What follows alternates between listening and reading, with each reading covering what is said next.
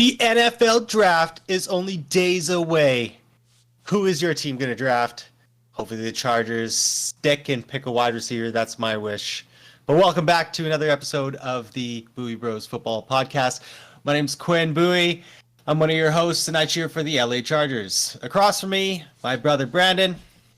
And I cheer for the Minnesota Vikings. And on today's episode, we will be doing some NFC, AFC contenders versus pretenders, pre-draft rankings. We'll be looking at, I'll be doing the NFC, Quinn will be doing the AFC.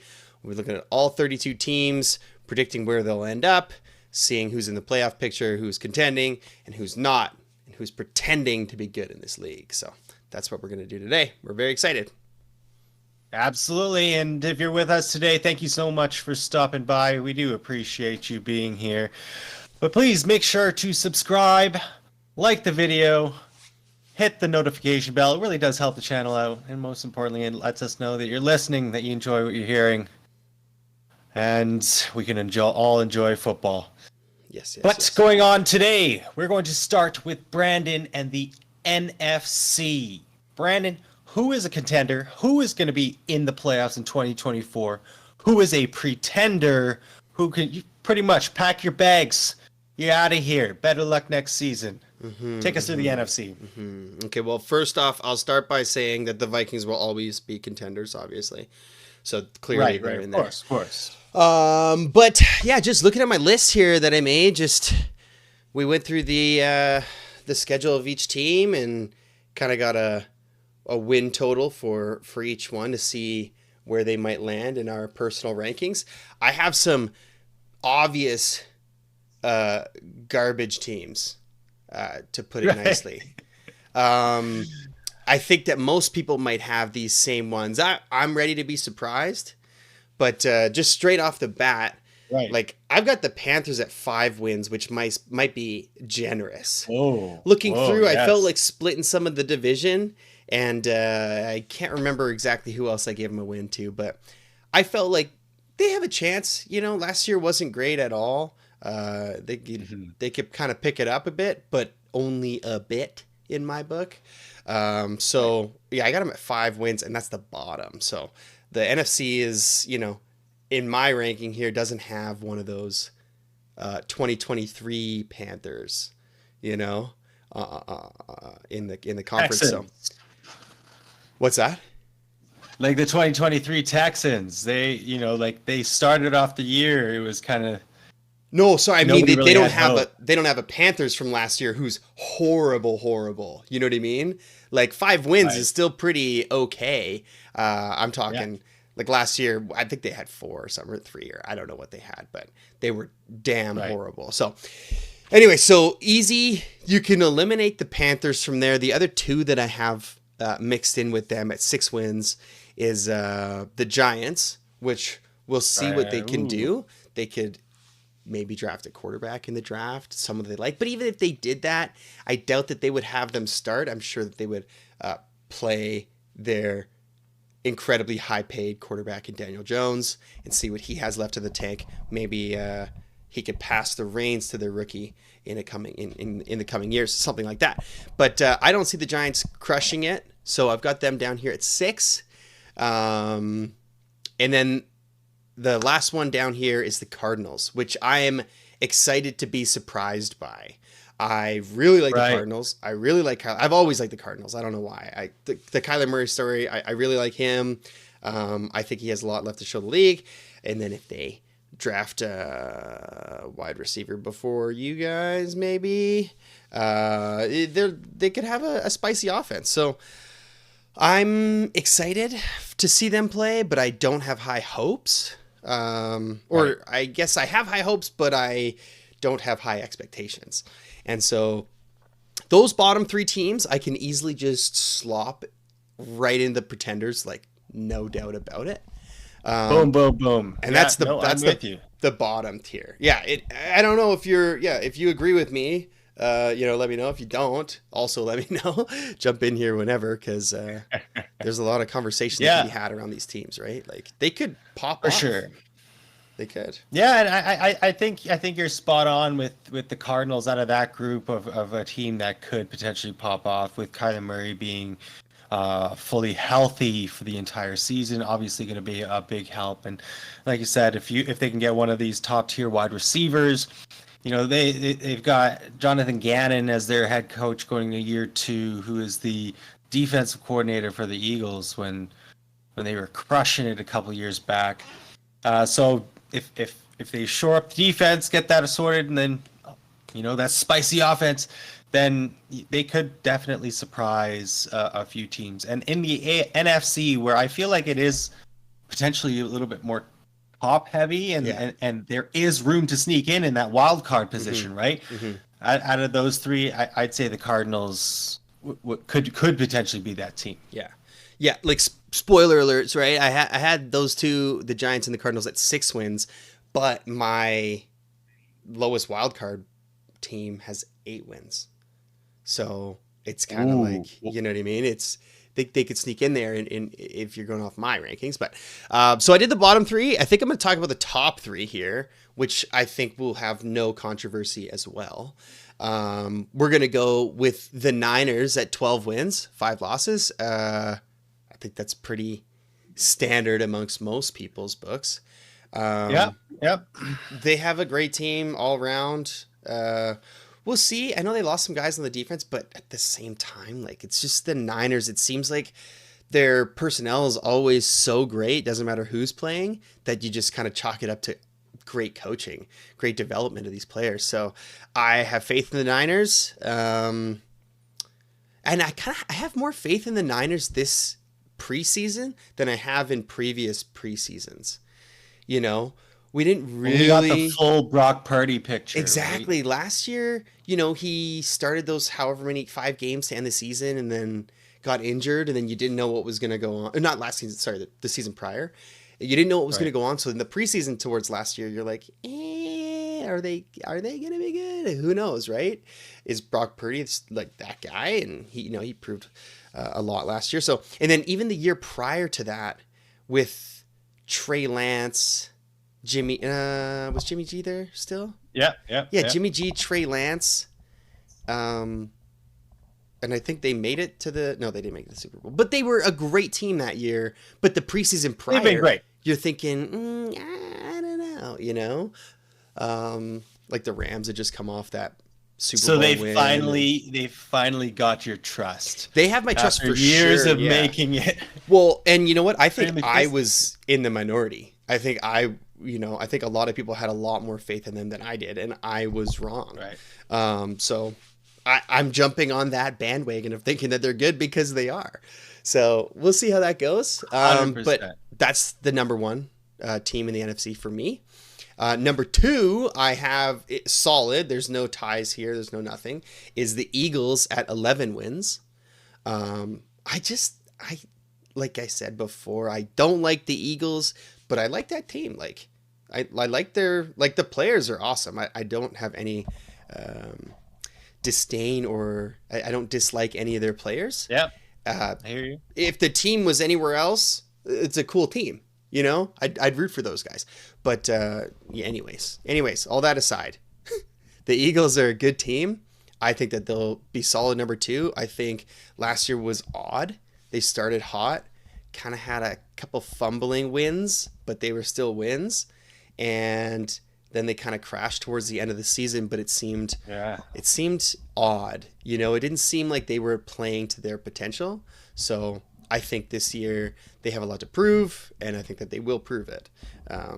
They still have all that potential, and I think that they're going to do a great job. So Eagles, number 2. And then number 3, nobody I don't think would disagree with me here as well, is the Detroit Lions. Boo. But Boo. They're a great team.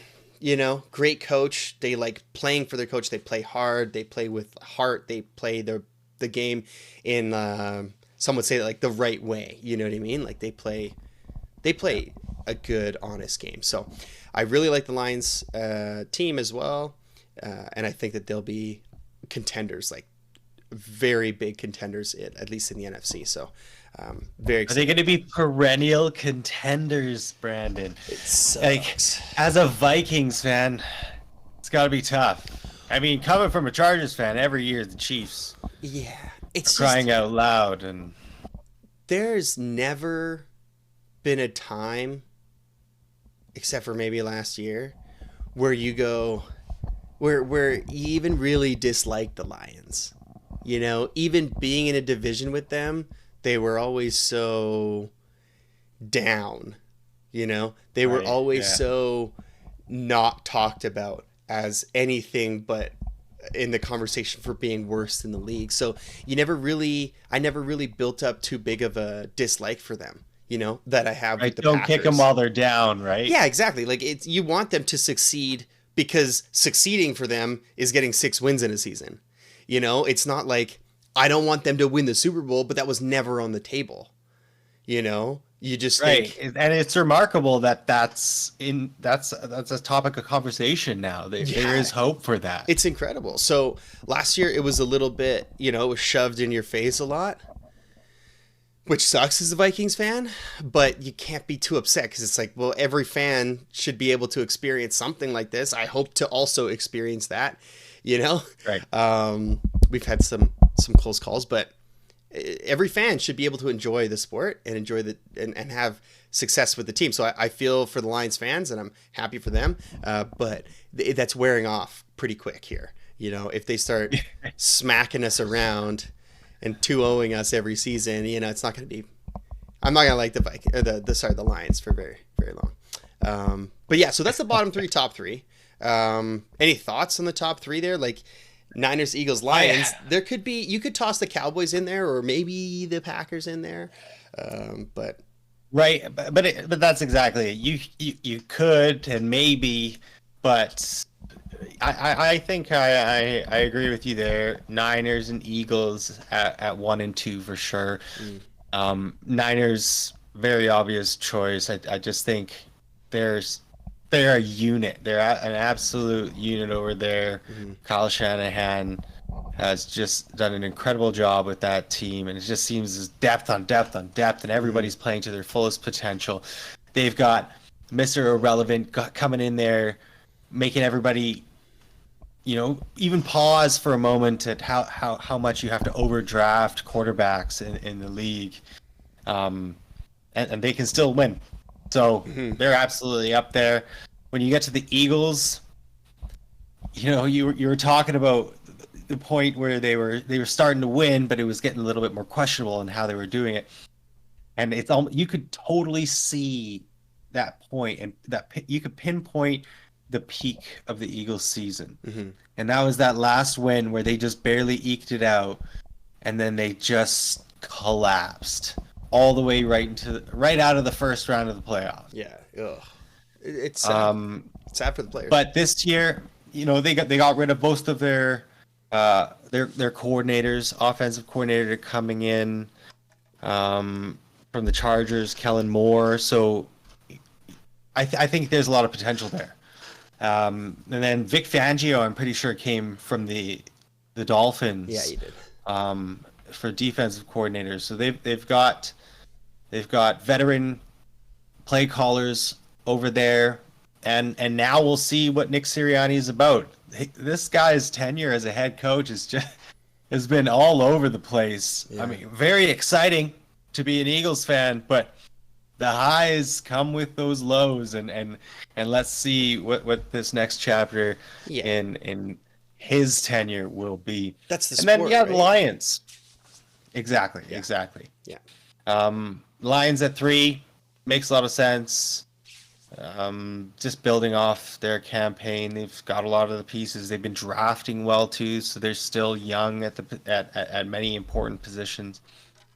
Keep it together, keep going, keep moving forward. They were able to retain their coordinators as well, even with all the head coaching exposure. Yeah.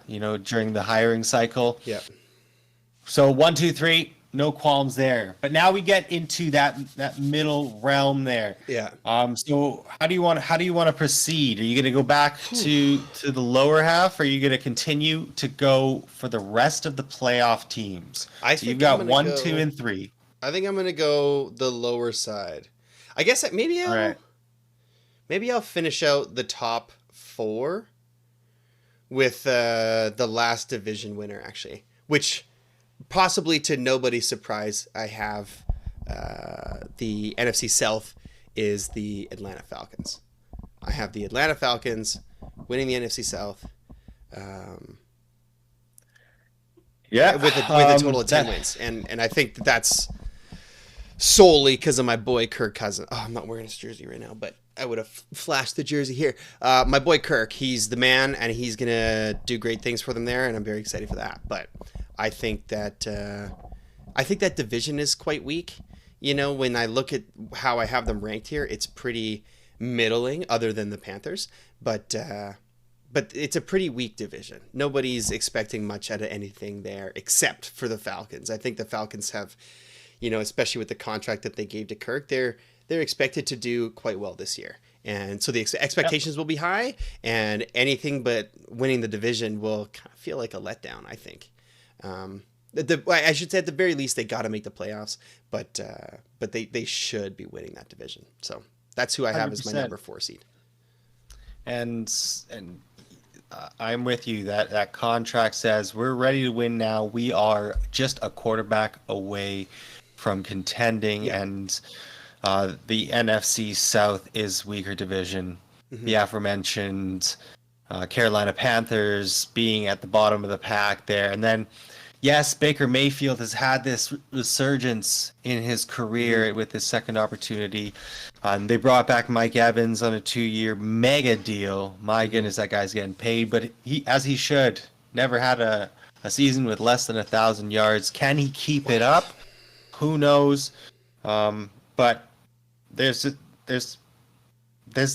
a little less continuity this year, though, with the Buccaneers, with them losing their offensive coordinator to go and coach those same Carolina Panthers.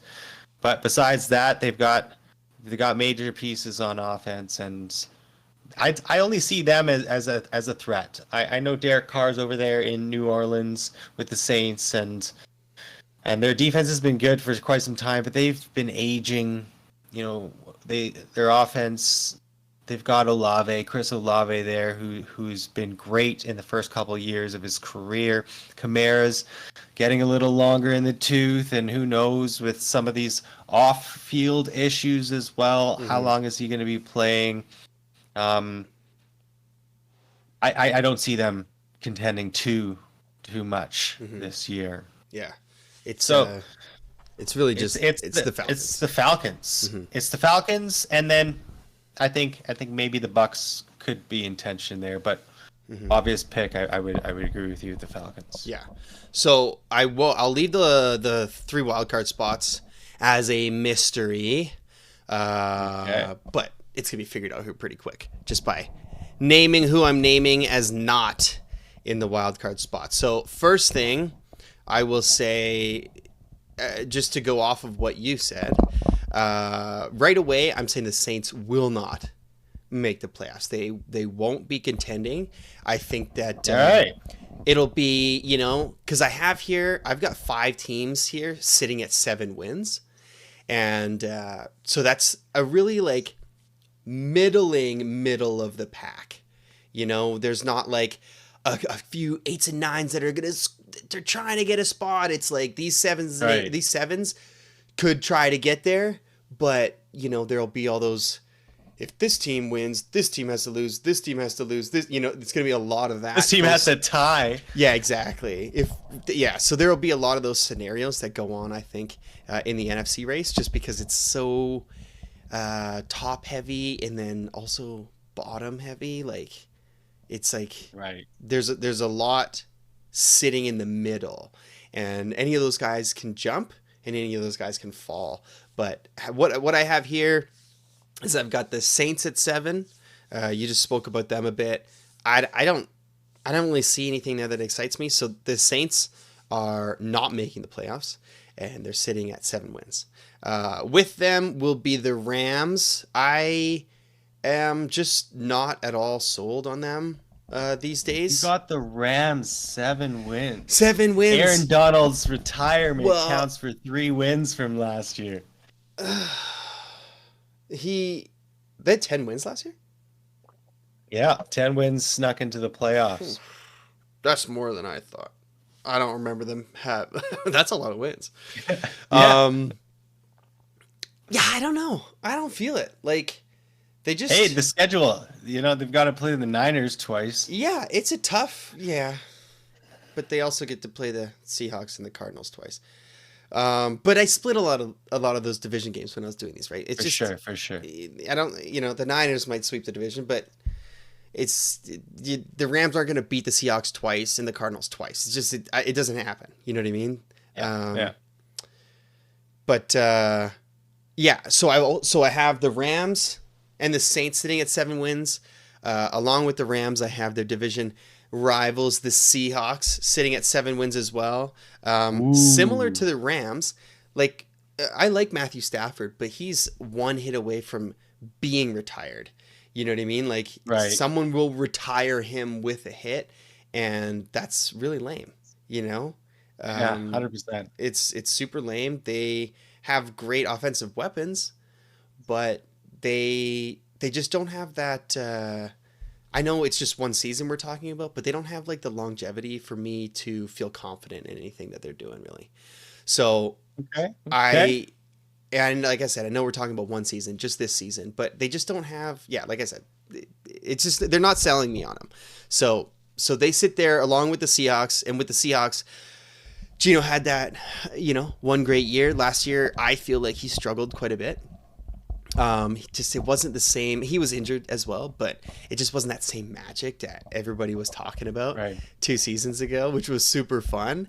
They have a very good secondary, but I just don't see them making any splashes as well. It'll be a new regime. Anything can happen, but I think it'll take them a little bit to kind of get their groove. I think that they'll eventually try to get Gino out of there, get a quarterback of their own, and kind of start their own franchise or team, so to speak. So they're going to reboot it, and it just will be in its rebooting phase this year. 2 more at 7. We have the Washington Commanders. I don't know. They have a lot of cap space. Dan Quinn has, a great coaching record. At least, maybe not head coaching. Where did he?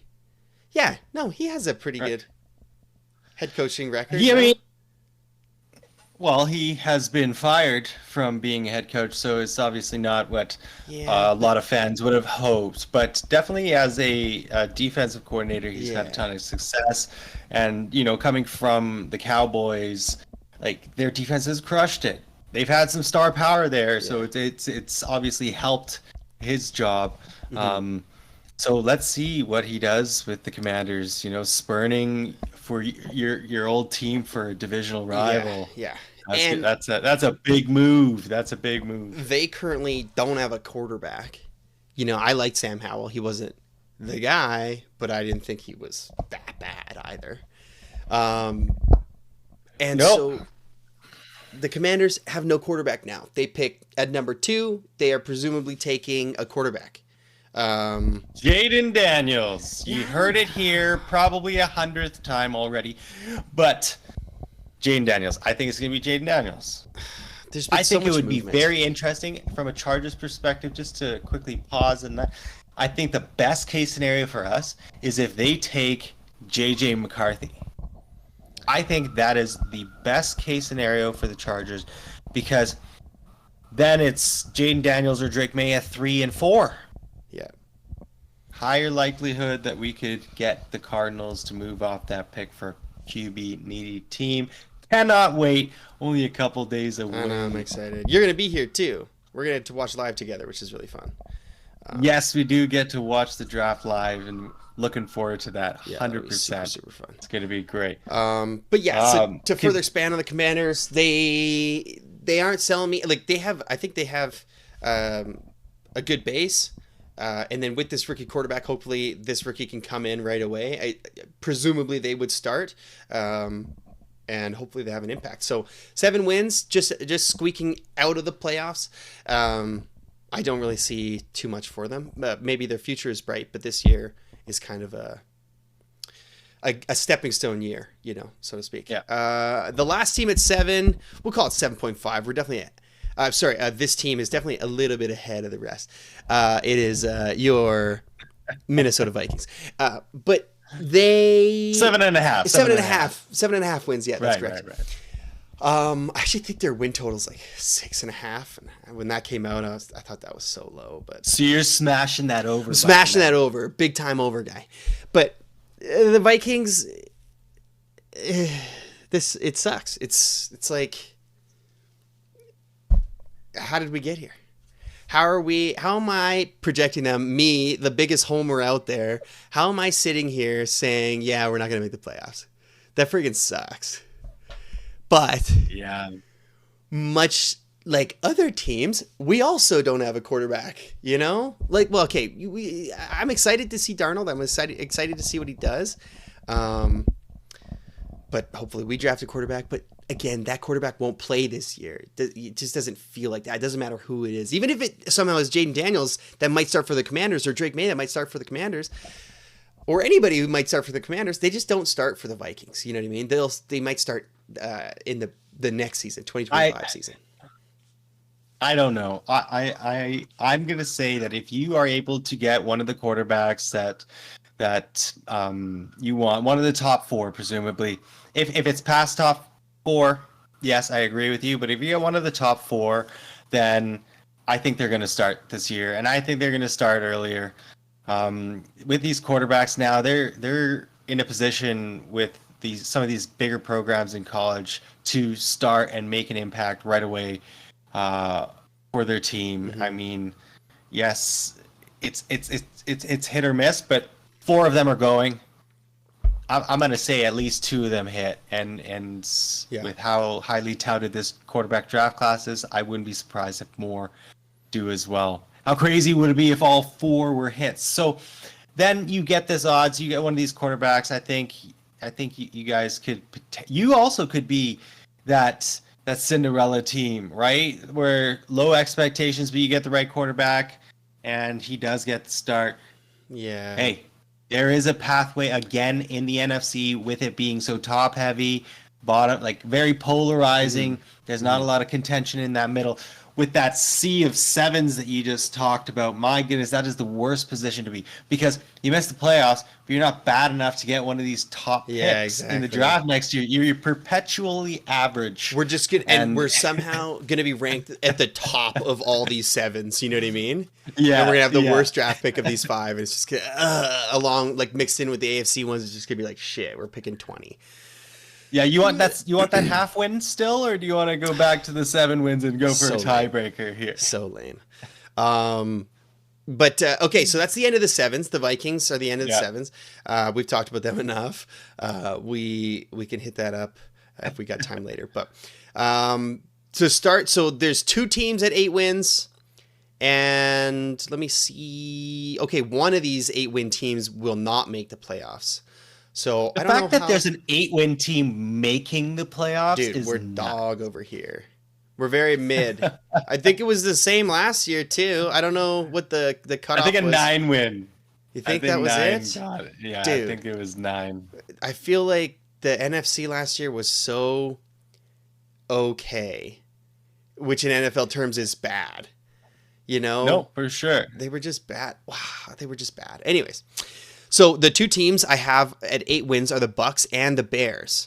I don't know how I have the Bears, because if the Bears are in the playoffs, that means there's 3 teams from the NFC North, which doesn't make any sense. The NFC North is a dog shit division right now. I don't know how I got here.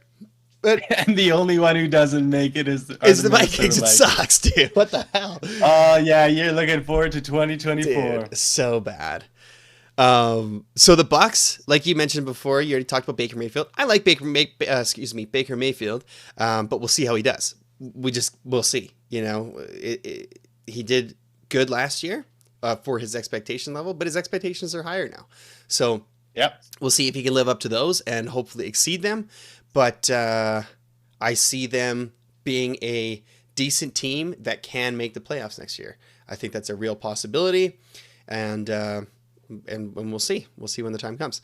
Next at 8 is the Bears. Like I said, Bears. I'm strictly going off of they get Caleb Williams, and he's not one of those is he going to start year one type of guys. Not even because of the situation he's going into, but just because of the guy that he is. Supposedly, I'm not the biggest college watcher, so it's not like I'm one to analyze this guy deeply.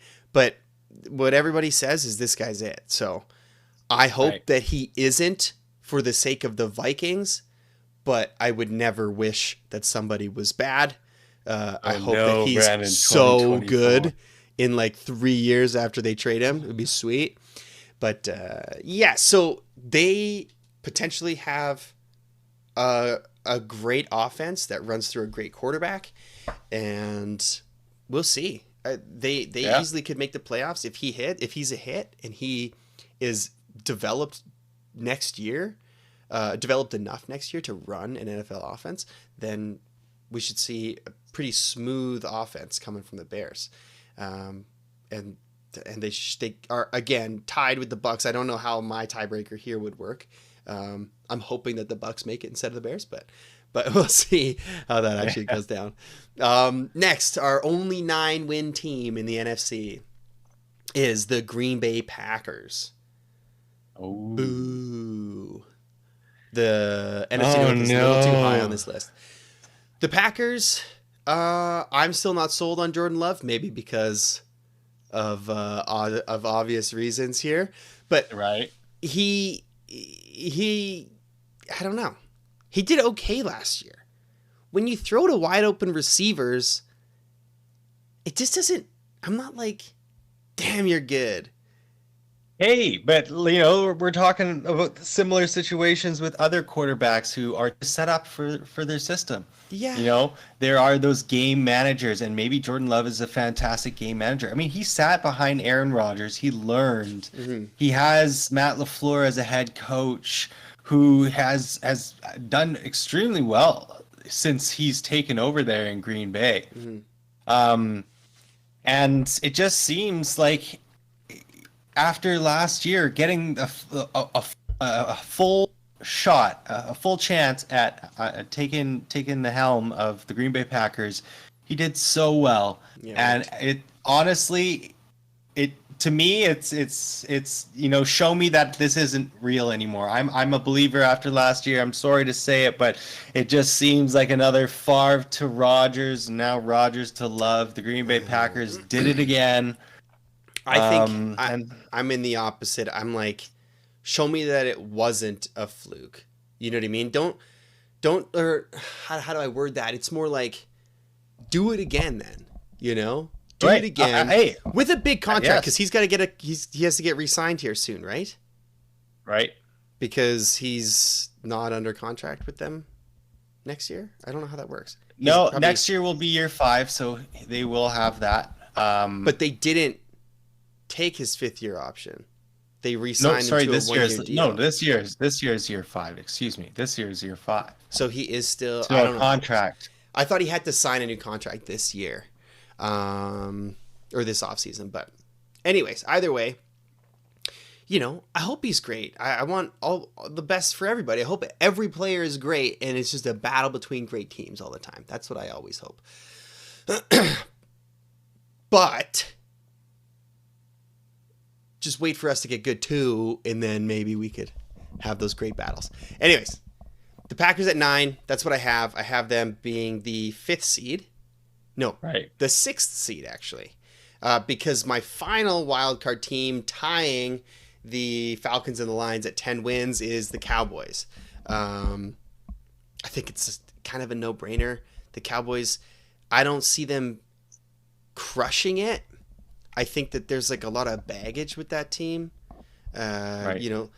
Just with Jerry Jones. They're a regular season team. Yeah, there's always baggage with Jerry Jones. He just talks too much. He's always on the radio after the games, talking shit on the players and coaches. It's really weird. He is a strange guy. obviously very successful, and he knows what he's doing more than I would know what I'm doing. But it just is, he goes about it in strange ways, and there just always seems to be extra drama because of that guy.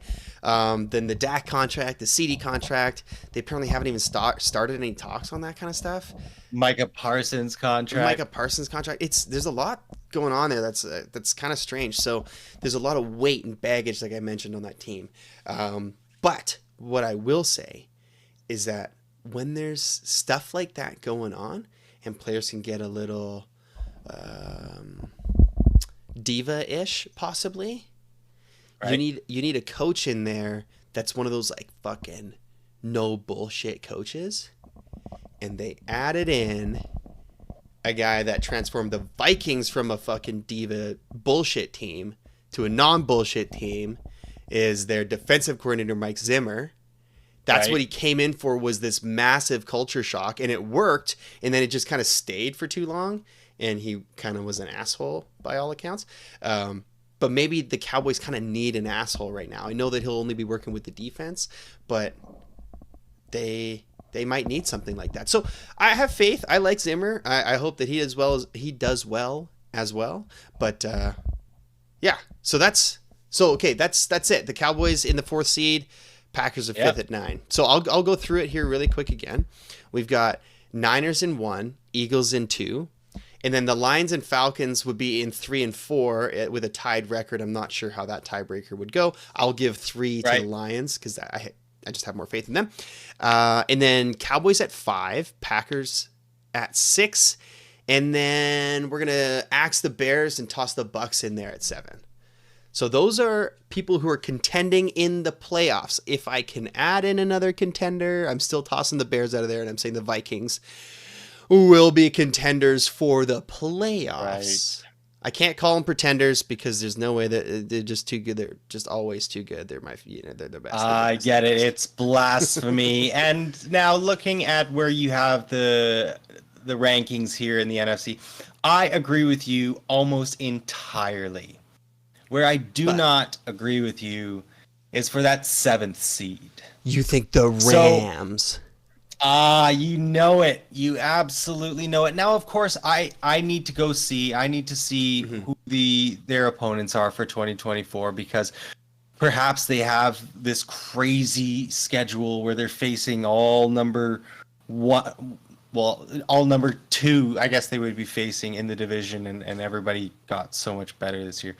But the Rams, I see them, you have the Bears and the Bucks fighting for that 7th seed, and I can see the Rams. Sean McVay, he absolutely is one of the best head coaches in the NFL, and he like I said, he made magic out of a situation that a lot of people didn't have faith in last year, and got into the playoffs with 10 wins. So I believe in him and the Rams, even without Aaron Donald. Yes, Matthew Stafford is a hit away from potentially the end of his career, and we hope that that's not the case. But everybody healthy, full steam ahead. Puka Nacua in year 2, Cooper Kupp healthy, ready to go. Higbee out there, and then Cam Akers is not the running back anymore. Because he came to the Vikings. You're talking the Vikings. Kyren Williams, excuse me. Thank you very much, Brennan. Kyren Williams, when he was healthy, crushed it. Sean McVay always has that workhorse running back, that 3-down back who thrives in all phases of the running game. So I believe in them more than I believe in the Bears. More than I believe in the Bucks, even with Baker Mayfield's resurgence, even with the possibility that Caleb Williams goes to the Bears. But besides that, I'm with you. Yeah. Niners at 1, Eagles 2, Lions 3, Falcons would be 4, followed by the Cowboys 5, Packers 6, and then we disagree. Brandon says the Bucks are going to be there at 7. I think the Rams do. Do you agree? You disagree? Let us know in the comments. And if you're with us, thank you so much for listening in. It does help the channel out. Lets us know that you enjoy what you're hearing. 2 bros talk about football, getting ready for the football season. Please make sure to subscribe, hit the like button, hit the little bell notification as well. Really does help the channel out.